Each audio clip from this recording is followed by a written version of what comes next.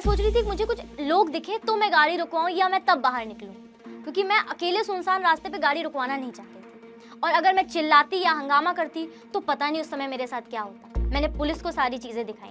Police ने खैर मुझे डांटा भी मेरी गलती के लिए। मुझे घबराहट भी हो रही थी क्योंकि बहुत रात हो चुकी थी और मैं एक कैब में जा रही थी।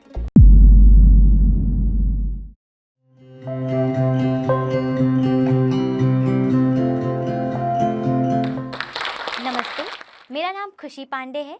मैं आपके पड़ोसी प्रदेश उत्तर प्रदेश से हूँ। मैं लखनऊ के बेहद छोटे से गांव सिरवैया की रहने वाली हूँ। मेरी कहानी यहाँ से शुरू होती है कि मेरे कॉलेज में डांडिया नाइट का इवेंट था। डांडिया नाइट का इवेंट अक्सर कॉलेजों में लेट नाइट रखा जाता है, तो उस साल मैंने अपने कॉलेज में ये इवेंट ऑर्गेनाइज करवाया था। तो मेरे ऊपर कॉलेज की सारी भागदौड़ थी और मैं अपने कॉलेज का इवेंट कंप्लीट करवा के घर वापस आना चाहती थी, पर कॉलेज से लौटते वक्त बहुत देर हो गई थी। पर जैसा कि आप जानते ही हैं, हमारा लखनऊ शहर, दिल्ली शहर, पटना, कानपुर, बिहार, इन शहरों में आज भी लड़कियां रात में देर तक ट्रैवल करने से कतराती हैं। मैं भी कतराती हूँ। हाँ, पर आज ऐसा समय है कि मैं लेट नाइट ट्रैवल कर लेती हूँ, पर ये कहानी पहले की है और मैं तब बहुत कतराती थी रात में ट्रैवल करने से। कॉलेज के में स्टूडेंट थी तो डर भी बहुत था। मैं रात में ट्रैवल करने से कतरा रही थी, पर था कि घर तो जाना ही जाना है। मैंने सोचा कि बस लेने और टैक्सी लेने से अच्छा है मैं एक कैब बुक कर लूँ। मैंने कैब बुक करी और करीबन मेरा जो कॉलेज है वो मेरे घर से 45 किलोमीटर्स दूर है, तो बहुत मुश्किल से 15 मिनट बाद कैब आई, बिकॉज वो गांव का एरिया पड़ता है थोड़ा, तो वहाँ से 15 मिनट बाद कैब आई। कैब जैसे ही आई तो मैं कैब में बैठी। कैब वाले ने मुझे मेरे हाथ में मेरा पर्स था, मेरे कपड़ों का बैग था और बहुत सारी चीज़ें थी जो मैं कॉलेज से घर लेके जा रही थी। मैं गाड़ी में बैठी और कैब ड्राइवर ने मेरे को उसमें से बोला कि मैडम, रात का समय भी है तो और आप क्या ये राइड कैंसिल कर देंगी? तो मैंने कहा मैंने राइड बुक की है, मैं कैंसिल क्यों करूँगी? तो उन्होंने मुझसे बोला कि मैडम, जितना पैसा आपको क्या कहते हैं इसमें दिखा रहा है, आप इससे कुछ पैसे मुझे कम दे दीजिएगा, क्योंकि अगर आप इससे चलेंगी तो ये जो क्या कहते हैं कंपनी वाले हैं ये पूरा पैसा ले लेते हैं और हमें कुछ ही पैसा मिल पाता है, मेरे छोटे छोटे बच्चे हैं। तो मैंने सोचा ठीक है कि ये मुझसे कम पैसे भी लेगा और मुझे पहुंचा भी देगा, तो मैंने कहा ठीक है मैं राइड कैंसिल कर देती हूँ। और राइड कैंसिल करके मैं उसके साथ प्राइवेट उस पर चली गई, ड्राइव पे। फिर मैं रास्ते में ही जा रही थी तो पहले तो वो एकदम मुझे ठीक लगा, भला इंसान लगा, पर जैसे ही कुछ दूर मैंने रास्ता तय कर दिया था, बार बार वो आगे वाले शीशे से मुझे बार बार पीछे होके देखना, बार बार पीछे किसी ना किसी बहाने से मुड़ के देखना कि मेरे पास सामान क्या क्या है, मैंने हाथ में क्या ले रखा है, मेरे पास बैग क्या है, मुझे बार अजीब से चेहरे बना के देखना। मुझे ये सारी चीज़ें बहुत ऑकवर्ड सिचुएशन लग रही थी कि मैं समझ में नहीं आता मैं कैसे रिएक्ट करूँ इन सब चीज़ों पे। पर मैंने सोचा रात का समय है और यहाँ सुनसान रास्ता है, मैं इसको बीच जंगल में रोक भी नहीं सकती, और रोकूंगी तो मैं जाऊँगी कैसे आगे। तो मैंने कुछ नहीं बोला, मैंने उसको इग्नोर किया और मैं चलती जा रही थी। मुझे घबराहट भी हो रही थी क्योंकि बहुत रात हो चुकी थी और मैं एक कैब में जा रही थी। फिर वो बार बार मुस्कुराए, बार बार मुझको पीछे देखे, तो फिर उसने बहुत फ्रेंडली मुझसे एक सवाल पूछा कि मैडम ये बताइए आप अकेली रहती हैं क्या? अच्छा ये छोड़िए, आप ये बताइए आपके घर में कौन कौन है? मैंने उसके सवाल का कोई जवाब तो नहीं दिया, पर मुझे ऐसा लगता है इन लोगों की सोच ये होती है कि अगर लड़की रात में ट्रैवल कर रही है तो उसके घर में कोई नहीं है, या तो वो अकेली रह रही है किसी फ्लैट पे। मैंने उसके सारे सवालों को इग्नोर करते हुए मैंने अपना फ़ोन चलाना शुरू कर दिया। मुझे उसकी हरकतें बहुत ख़राब लग रही थी, तो मैंने क्या कहते हैं गूगल मैप्स पे अपना एड्रेस डाला और अपने रास्ते को गूगल मैप्स पे ट्रैक करना शुरू किया कि मैं कहाँ पे हूँ और मुझे भी कितना समय लगेगा मेरे घर पहुँचने पे। मैं सारी लोकेशन ट्रैक कर रही थी, कितना समय है। थोड़ी ही दूर हम बस चलते जा रहे थे। दोस्तों ऐसा होता है ना कि आपको कभी क्या कहते हैं कोई चीज़ जैसे कोई दुर्घटना होने वाली होती है तो बता के नहीं आती, एकदम से आ जाती है। तो कुछ ऐसा ही मेरे साथ होने वाला था। मुझे अंदर से डर था कि वो इस तरह से मुझे देख रहा था, इस तरह के लुक्स दे रहा था, तो मुझे बहुत डर लग रहा था। पर मैं ये डर उसके सामने शो नहीं कर सकती थी क्योंकि मैं उस वक्त बहुत अकेली थी। मैं चलते जा रही थी, फिर एक सीधे सीधे जा रही थी तो एक पॉइंट आया जो मैंने मैप्स पे देखा था, वहाँ से लेफ्ट टर्न लेना था। उसने सीधे राइट टर्न ले लिया। मैंने उसी वक्त उससे बोला कि भाई आपने राइट टर्न क्यों लिया, यहाँ से तो लेफ्ट टर्न था। उसने मुझसे बोला कि मैडम ये रात की बात है और ये शॉर्टकट पड़ेगा, आपको मैं जल्दी पहुंचा दूंगा, आपको भी घर जाना होगा। तो मैंने कहा चलो, अभी इस इंसान से मैं रास्ते में लड़ तो सकती नहीं हूँ, मैं लड़ूंगी कैसे, और मैं अकेली हूँ, मैं इससे लड़ भी कैसे पाऊंगी। तो मैंने कुछ नहीं बोला। वो ड्राइवर इधर आगे वाली सीट पे बैठा हुआ था, मैं उसके इधर बैठी हुई थी। फिर उसने गाड़ी घुमाई, वो चलता जा रहा था। मैं सोच रही थी मुझे कुछ लोग दिखे तो मैं गाड़ी रुकवाऊँ या मैं तब बाहर निकलूँ, क्योंकि मैं अकेले सुनसान रास्ते पे गाड़ी रुकवाना नहीं चाह रही थी। और अगर मैं चिल्लाती या हंगामा करती तो पता नहीं उस समय मेरे साथ क्या होता। तो गाड़ी चलती जा रही थी, एकदम से उसकी ब्रेक मार दी गाड़ी पे। ब्रेक मारी या गाड़ी रुकी मुझे नहीं पता, क्योंकि तब मुझे गाड़ी चलानी नहीं आती थी। गाड़ी एकदम से रुकी। तो मैंने बोला क्या हो गया भैया, गाड़ी क्यों रोक दी? मन में घबराहट थी, डर था, रात के काफ़ी देर हो चुकी थी और मैं अकेली थी। तो उसने बोला मैडम आप घबराइए मत, रुकिए मैं देखता हूँ। उसने मेरे सामने बहुत बार नाटक किया, चाबी घुमाने का, स्टार्ट करने का, पर गाड़ी स्टार्ट नहीं हुई। गाड़ी बंद बंद बंद नहीं चल रही। तो उसने बोला कि मैडम जी गाड़ी चल नहीं रही है, आप 2 मिनट ज़रा बाहर उतरिए, मैं ज़रा चेक करता हूँ। मैं उसकी चीज़ों को समझ रही थी कि, पर मुझे लगा कि अगर ये मुझे बाहर कह रहा है उतरिए तो ये कुछ ज़्यादा मेरे लिए सेफ़ है। अगर गाड़ी में अगर मैं अकेली हूँ तो वो मेरे लिए ज़्यादा खतरा था। तो मैं गाड़ी से बाहर निकल आई। मैं गाड़ी से बाहर निकली और उसने बोला कि मैडम मुझे लगता है धक्का देना पड़ेगा, कुछ ख़राब हो गया है। मैंने कुछ नहीं बोला। पर जैसे ही मैं गाड़ी से निकली और मैंने अपने दिमाग में ये चीज़ बिठा ली थी कि मैं इसके बाद पुलिस पे को फ़ोन करने वाली हूँ, मैं 112 नंबर डायल करने ही वाली थी तुरंत। जब तक मैंने अपना फ़ोन ऑन किया ही था, वो बंदा गाड़ी में बैठा, उसने गाड़ी स्टार्ट की और गाड़ी भगा दी। मेरे हाथ में सिर्फ मेरा फ़ोन था और कुछ नहीं। वो गाड़ी भगा के चला गया। मैं भोलेनाथ का बहुत शुक्रिया अदा करना चाहती हूँ कि उस समय मेरे हाथ में मेरा फ़ोन था, मेरा पर्स गया जिसमें मेरे पैसे थे, मेरा क्रेडिट कार्ड्स, डेबिट कार्ड्स, मेरे बैंक अकाउंट की डिटेल्स, मेरे कपड़े जो मैंने इवेंट में के लिए रखे थे वो सब चले गए। वो मेरा बैग को बार बार देख रहा था, उसको लग रहा था शायद इसमें भी कुछ पैसे या कुछ होगा, पर उसमें सिर्फ कपड़े थे। हाँ, मेरे पर्स में भले ही पैसे थे। वो गाड़ी लेके भाग गया। मैं भी बहुत घबरा गई उस समय। मैं आज बता नहीं सकती उस मंच से कि आज भी मेरे रोंगटे खड़े हो जाते हैं ये चीज़ सोच के। वो गाड़ी लेके भाग गया, पर भगवान का शुक्रिया अदा करती हूँ कि मेरे हाथ में मेरा फ़ोन था। मैंने फ़ोन निकाला और सबसे पहले पुलिस को फ़ोन मिलाया। 10 मिनट का इंतज़ार ही था, तुरंत नियर बाय पुलिस चौकी से पुलिस आ गई मेरी सहायता के लिए।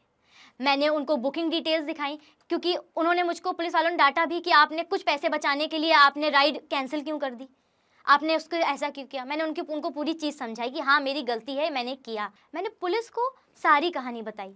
मैंने उनको बुकिंग डिटेल्स दी कि हाँ मैंने ये राइड बुक की थी पर मैंने कैंसिल करी है। जब आप राइड बुक करते हैं तो आपके रीसेंट ऑर्डर्स में वो राइड का नंबर, ड्राइवर का नाम सब चला जाता है। मैंने पुलिस को सारी चीज़ें दिखाई। पुलिस ने खैर मुझे डांटा भी मेरी गलती के लिए कि मैंने कुछ पैसे बचाने के लिए उस कैब ड्राइवर से कह दिया कि तुम राइड कैंसिल कर दो, मेरे साथ ऐसा चलो। ये मैं ही नहीं, ये बहुत सारी लड़कियां कर रही हैं। बट पुलिस ने मुझे डांटा और मेरी रिपोर्ट दर्ज करी और मुझे सेफली मेरे घर पहुंचाया। अगर वहाँ पे पुलिस ना आती तो मेरे लिए बहुत बड़ी दिक्कत का सवाल हो सकता था, बिकॉज रात का अंधेरा था और सुनसान गली थी पूरी। पर यूपी पुलिस आई और उसने मेरी पूरी सहायता करी, मुझे घर तक सुरक्षित पहुंचाया। मैं इस बात से सोचकर बहुत घबरा जाती हूँ आज भी, जब सोचती हूँ कि अगर उस ड्राइवर की नीयत पैसे यार उस पर ना छोड़ के मुझ पर होती तो मैं क्या करती। मैं कुछ ना कर पाती, पता नहीं मेरे साथ क्या हुआ होता उस रात, मुझे नहीं अंदाज़ा इस चीज़ का। आज भी मैं सहम जाती हूँ ये चीज़ सोचकर। इसी घटना से सबक लेते हुए मैंने एक प्रोजेक्ट शुरू किया उन लड़कियों के लिए, उन लड़कियों को सिखाने के लिए कि जो हादसा मेरे साथ हुआ वो आपके साथ भी हो सकता है। क्योंकि घटना कभी दस्तक देके नहीं आती है। आज ये मेरे साथ हुआ, कल ये आपके साथ हो सकता है। इसलिए आज मैं जोश टॉक्स आशा के मंच पे हूँ, आपको अपनी कहानी बताने आई हूँ, आपको सावधान सतर्क करने आई हूँ कि आज जो मेरे साथ हुआ है वो आपके साथ भी हो सकता है।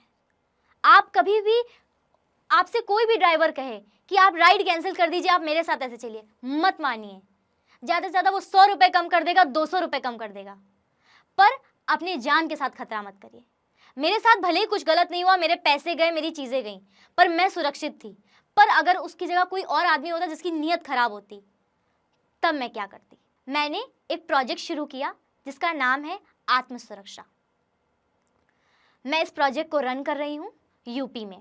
इसमें हम लोग वुमेन्स को सेल्फ डिफेंस हैक्स के बारे में बताते हैं। आज मैं कुछ हैक्स आपके साथ भी शेयर करना चाहती हूँ। अगर आप घर से रात में ट्रैवल कर रही हैं, खासकर कैब से कर रही हैं, टैक्सी से कर रही हैं, तो आप जब भी गाड़ी में बैठें तो सबसे पहले अपनी लाइव लोकेशन अपने फैमिली ग्रुप्स पे या आपको जो ट्रस्टवर्दी लगता है आप उस पर शेयर कर दें। अगर किन्हीं कारणों की वजह से आपको कहीं जाना पड़ रहा है और आप अपने घर पे नहीं बता सकती हैं, तो आप उस ड्राइवर के सामने फेक एक्टिंग करिए कि हेलो मम्मी या पापा, मैंने अपनी लाइव लोकेशन आपके व्हाट्सएप नंबर पे भेज दी है, या मैंने अपनी लाइव लोकेशन आपको व्हाट्सएप पे शेयर कर दी है, आप लोग मेरा रास्ता ट्रेस कर सकते हो या ट्रैक कर सकते हो। फालतू बात करिए और मुझसे घर पे ये भी बोलिए कि मम्मी मैंने गाड़ी का नंबर भी आपको भेज दिया है। ड्राइवर के मन में डर बस जाएगा आपके साथ कुछ गलत करने से पहले। वो एक बार सोचेगा कि लड़की ने अपनी लाइव लोकेशन, अपना एड्रेस सब शेयर किया हुआ है, मेरी गाड़ी का नंबर भी शेयर किया हुआ है। वो आपके साथ गलत करने से पहले 10 बार सोचेगा। हैक नंबर 2, अगर आप कैब में ट्रैवल कर रही हैं तो कोशिश करिए कि आपके साथ एक दुपट्टा हो। दुपट्टा मैं क्यों कह रही हूँ, आप जब भी जाएं तो एक दुपट्टा अपने साथ ज़रूर रखें, और जब भी बैठें तो ड्राइवर की पीछे वाली सीट के, मतलब अगर ड्राइवर आगे बैठा है तो आप उसके जस्ट पीछे बैठे, अगर अकेले हैं तो।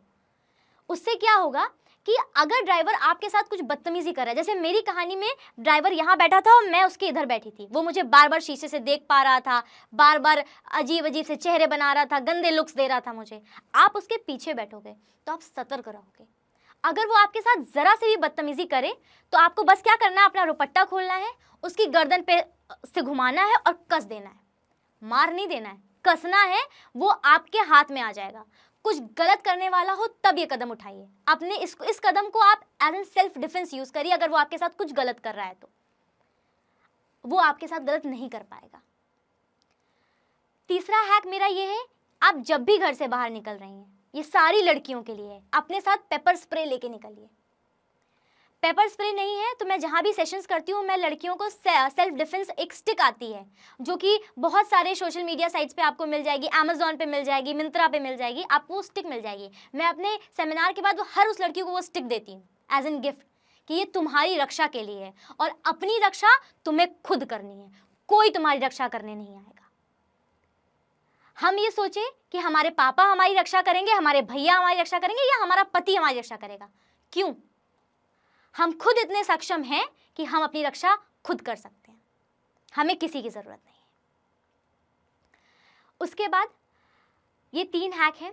चौथा हैक, जब मैं सेमिनार्स करती हूँ, सेशन करती हूँ, तो बहुत से एक केस मेरे पास ऐसा आया था जिसमें लड़की ने बताया कि मेरे एक अंकल ने मेरे साथ ज़बरदस्ती करने की कोशिश की थी। अगर आपके साथ भी ऐसा हो रहा है या आपके साथ आपके घर में कुछ ऐसी चीज़ें हो रही हैं, तो अगर आपके साथ आपका कोई भी घर वाला है जो आपके साथ ऐसा कर रहा है, तो आप अगर अपने घर पे हो तो आपको अपने घर का कोना कोना पता होता है कि कहाँ पे क्या रखा है। आपको पता होगा आपके घर में बर्तन कहाँ रखे हैं, आपके कपड़े कहाँ रखे हैं। तो सबसे पहले अगर आपके पास वो आ रहा है, ऐसा कुछ हरकत कर रहा है, आप लोग सीधे भागिए किचन की तरफ। किचन में आपको पता है बेलन कहाँ रखा है, किचन पे आपको पता है बर्तन कहाँ रखे हैं। कुछ मत उठाइए, सिर्फ प्लेट्स उठाइए। सबके घर में स्टील की प्लेट्स हैं, स्टील की प्लेट्स खूब तेज तेज पटकना शुरू करिए और चिल्लाना शुरू करिए। उसी समय आप बर्तन फेंकना शुरू करिए। सबसे ज़्यादा नॉइज़ बर्तन फैलाते हैं। चिल्लाइए, जितना चिल्ला सकती हैं आप, बर्तन फेंकिए। कोई ना कोई मदद करने के लिए ज़रूर आपके पास आएगा। हर औरत एक्स्ट्रा ऑर्डिनरी नारी बन सकती है अगर उसके अंदर हौसला है, हिम्मत है, अपने सपनों को ऊंचा उड़ाने की ताकत है। अगर वो खुद पे भरोसा कर सकती है कि मैं आगे बढ़ सकती हूँ, तो हाँ, वो कर सकती है। आज मैं 22 साल की उम्र में जोश टॉक आशा के मंच पर हूँ। मैं अपने एनजीओ रन कर रही हूँ, बहुत सारे इनिशिएटिव्स पे काम कर रही हूँ। आपके साथ जो गलत हो रहा है उसकी लड़ाई भी हम लड़ेंगे, हम लड़ेंगे। हमारे लिए कोई और लड़ने नहीं आएगा। हमें अपनी आवाज़ खुद उठानी होगी।